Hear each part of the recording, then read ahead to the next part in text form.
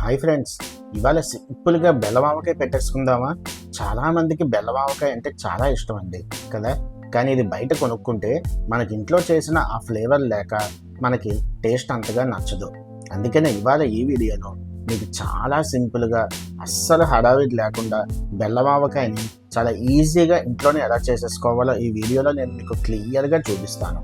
వీడియోని ఎక్కడా స్కిప్ చేయకుండా లాస్ట్ వరకు కానీ చూశారంటే ఈ వీడియో అయ్యేసరికి బెల్లమావకాయ చేసుకోవడం ఇంత ఈజీయా అని మీరే షాక్ అవుతారు. కాబట్టి ఇంకా అస్సలు ఆలస్యం చేయకుండా వీడియో మొదలు పెట్టేద్దాం పదండి. ముందుగా ఆవపిండి అయితే చేసేసుకుందామండి. దానికి ఒక కప్పు నిండా ఆవాలు తీసుకొని వాటిని మిక్సీలో వేసేసి చక్కగా గ్రైండర్ పట్టేసుకుందామండి. సాఫ్ట్గా చక్కగా ఇలా మీరు చూసే విధంగా పిండి అయిపోతే సరిపోతుంది. ఈ ఆవపిండిని పక్కన పెట్టేసుకుందాం. అలాగే మేమైతే 2 పెద్ద సైజు మామిడికాయలని మీరు చూసే విధంగా ఇలా పెద్ద పెద్ద ముక్కల్లా కోసుకొని పక్కన పెట్టుకున్నాం. మరి చిన్న ముక్కలు అయితే అంత బాగుండదండి, కొంచెం ఈ సైజులోనే ముక్కలు అనేవి కోసుకోవాలి. ఇప్పుడు ఒక గిన్నె తీసుకొని అందులో 100 గ్రాముల ఆవపిండి వేసుకుందామండి. అలాగే 75 గ్రాముల ఉప్పు అయితే వేసుకుందాం. నేను మీకు కరెక్ట్గా మెజర్మెంట్స్తో చెప్తున్నాను, మీరు ఇదే ఫాలో అవ్వండి.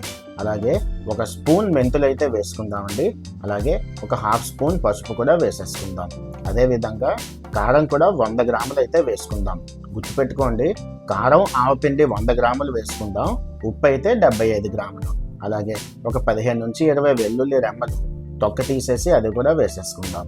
అలాగే ఒక్క పంచు ఇంగువ కూడా వేసుకుందామండి.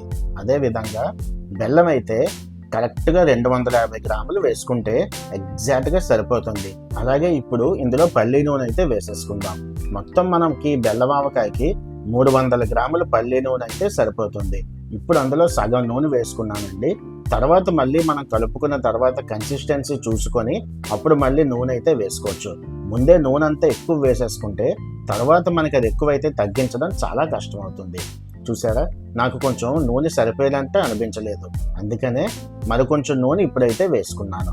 ఇదంతా ఇలా చక్కగా కలిపేసుకుంటే ఇందులో మనం వేసిన మిశ్రమాలన్నీ కలిసి చూసారా ఎంత చక్కగా కంటికైతే కనిపిస్తోందో. ఇది చాలా సింపుల్ అండి చేసేసుకోవడం. ఇప్పుడు అందులో మనం ఆల్రెడీ కొట్టి పక్కన పెట్టుకున్న మామిడికాయ ముక్కలను అయితే వేసేసుకుందాం. ఇలా మామిడికాయ ముక్కలు వేసేసుకొని ఓపిక్గా చక్కగా ప్రతి ముక్కకి ఈ ఉప్పు కారం ఆవపిండి పట్టేలా కలిపేసుకుంటే రెడీ అయిపోయినట్టేనండి. చూసారా, కలుపుతుంటేనే మనకి ఎంత టెంప్టింగ్గా ఉందో కదా.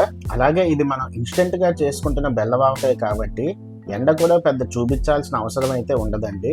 కాకపోతే ఇది మరీ మనకి ఎక్కువ రోజులు నిల్వ అయితే ఉండదు. ఒక 10 రోజుల నుంచి 2 వారాలు అయితే ఫ్లేవర్ అస్సలు పాడవకుండా అదే ఫ్రెష్నెస్తో చక్కగా ఉంటుందండి.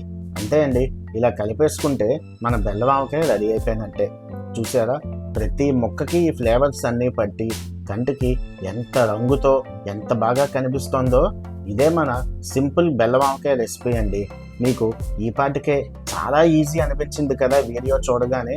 మరి ఇంకెందుకండి ఆలస్యం, ఇప్పుడే వెళ్ళి ఒక 2 మామిడికాయ ముక్కలు కొట్టించేసుకొని బెల్లమావకాయ చేసి ఈ రోజే రాత్రికి పెరుగన్నంలో నంచుకొని చక్కగా భోంచేసేయండి. ఈ వీడియో కానీ మీకు నచ్చితే ఒక లైక్ చేసి మా ఛానల్ని సబ్స్క్రైబ్ చేసి మమ్మల్ని ఎంకరేజ్ అయితే చేయండి. ఇలాంటి మరిన్ని మంచి వీడియోస్తో మళ్ళీ మీ ముందుకు వస్తాను. అంతవరకు సెలవు, నమస్కారం, గుడ్ బై ఫ్రెండ్స్.